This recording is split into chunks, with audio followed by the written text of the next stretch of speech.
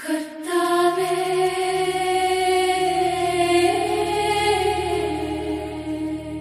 நீர் என்னை அறிந்திருக்கிறீர்.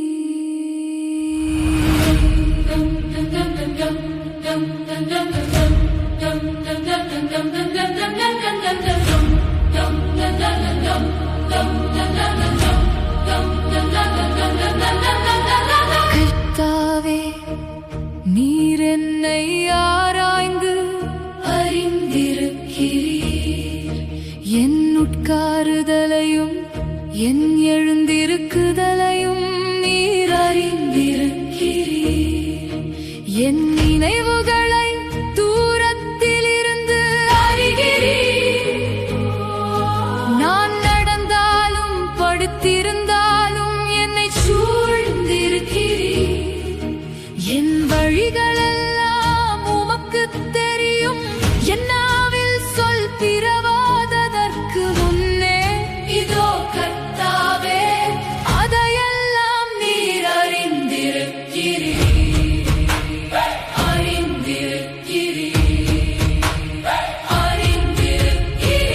முற்புறத்திலும் பிற்புறத்திலும் நீர் என்னை நெருக்கி உமது கரத்தை என் மேல் வைக்கிறீர். இந்த அறிவு எனக்கு மிகுந்த ஆச்சரியமும் எனக்கு எட்டாத உயரமுமாயிருக்கிறது. உம்முடைய ஆவிக்கு மறைவாக எங்கே போவேன்? உம்முடைய சமூகத்தை விட்டு எங்கே ஓடுவேன்?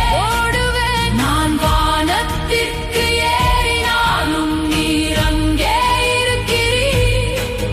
நான் பாதாளத்தில் படுக்கை போட்டாலும் நீர் அங்கேயும் இருக்கிறீர். நான் விடியற் காலத்து சட்டைகளை எடுத்து சமுத்திரத்தின் கடையாந்தரங்களிலே போய் தங்கினாலும் அங்கேயும் உமது கை என்னை நடத்தும்.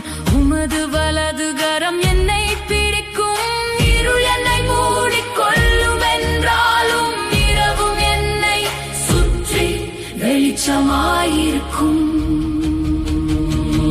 உமக்கு மறைவாக இருளும் அந்த காரப்படுத்தாது. இரவும் பகலை போல வெளிச்சமாயிருக்கும். உமக்கு இருளும் வெளிச்சமும் சரி. நீர் என்னுள் இந்திரியங்களை கை கொண்டிருக்கிறீர். என் தாயின் கர்ப்பத்தில் என்னை காப்பாற்றினீர். நான் பிரமிக்கத்தக்க அதிசயமாய் உண்டாக்கப்பட்டபடியால் உம்மை துதிப்பேன். உமது கிரியைகள் அதிசயமானவைகள். அது என் ஆத்துமாவுக்கு நன்றாய் தெரியும். என் கருவை உம்முடைய கண்கள் கண்டது. அவைகள் அனைத்தும் உமது புஸ்தகத்தில் எழுதியிருந்தது. தேவனே, உமது ஆலோசனைகள் அருமை, அவைகளை நான் எண்ண போனால் மணலை பார்க்கிலும் அதிகமாம். நான் தெரிக்கும் போது இன்னும் உம் அண்டையில் இருக்கிறேன். உம்முடைய ஆவிக்கு மறைவாக எங்கே போவேன்? உம்முடைய சமூகத்தை விட்டு எங்கே ஓடுவேன்? தேவனே, நீர் துன்மார்க்கனை அழித்தீரானால் நலமாயிருக்கும். நீங்கள் என்னை விட்டு அகன்று போங்கள். அவர்கள் உம்மை குறித்து துன்மார்க்கமாய் பேசுகிறார்கள். உம்முடைய சத்துருக்கள் உமது நாமத்தை வீணாய் வழங்குகிறார்கள். உம்மை பகைக்கிறவர்களை நான்